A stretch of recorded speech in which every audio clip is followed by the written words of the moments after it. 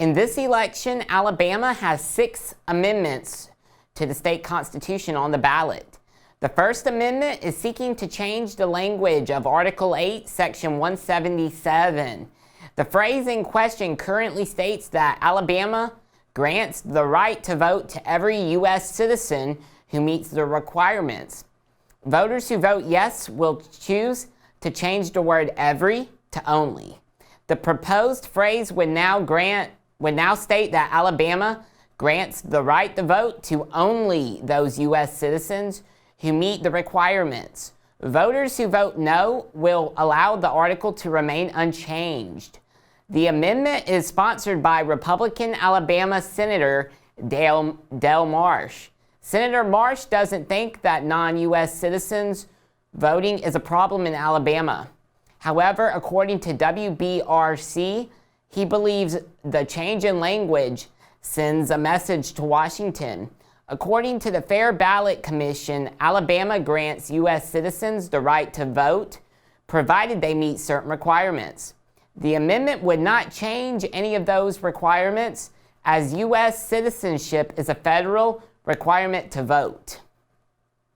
The second proposed amendment would increase the membership of the Judicial Inquiry Commission and further provide for the appointment of its additional members.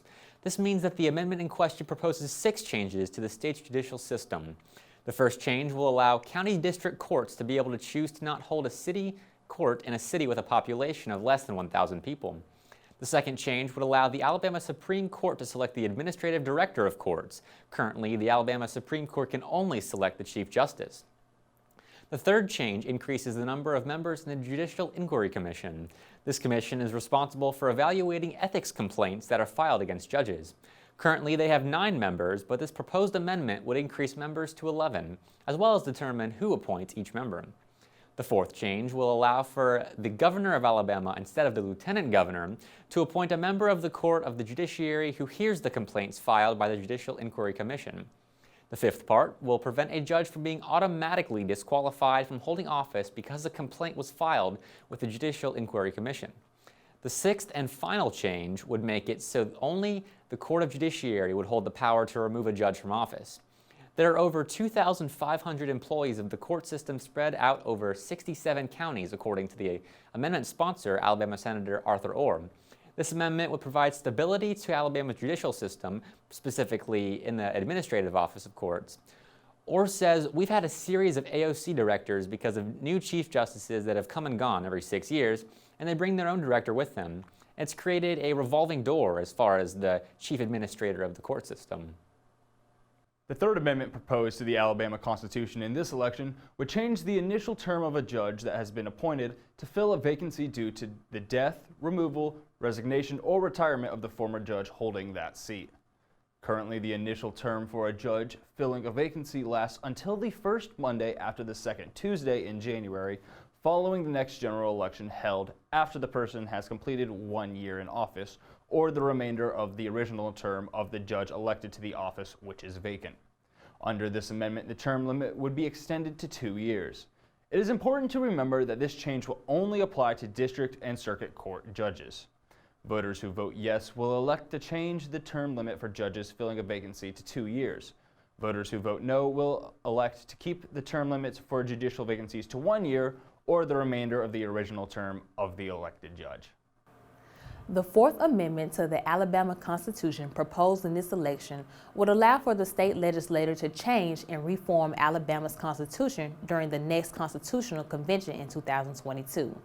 Alabama's legislature can only change the Constitution if the majority of the citizens of Alabama vote yes on this amendment.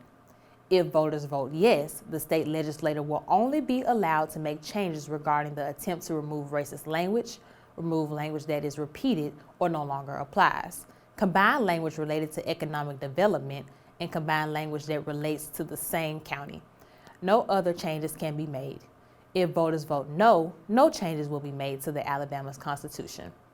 Representative Marika Coleman, who proposed this amendment, thinks this is a prime time for the state of Alabama to actually come to the 21st century by removing the racist language that is embodied inside the state constitution.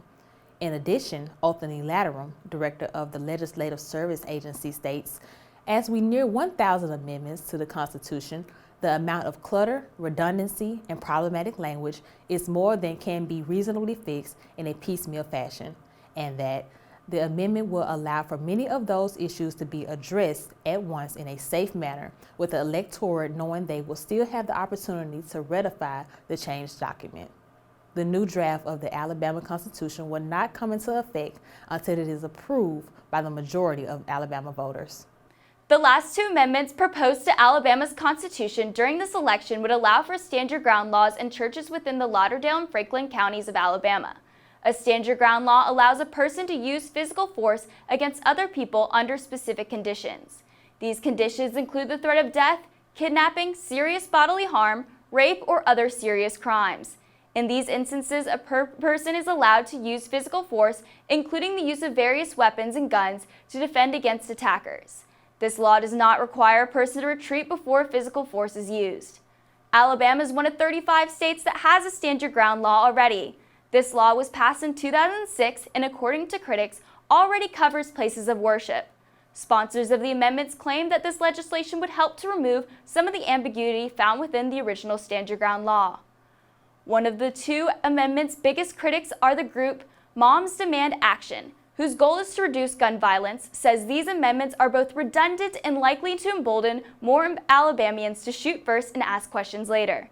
In opposition, Representative Lynn Greer says, "I know in my church we've got several people carrying weapons, and that he feels better knowing there are people in there with one." Voters who vote yes on this amendment would allow for the special stand your ground law that applies to churches in Franklin and Lauderdale County to pass. Voters who vote no would not allow for the special amendments to pass, but would not affect Alabama's original stand your ground laws. Representative Jamie Keel says that as these two amendments pass, it may give the statewide legislation some traction.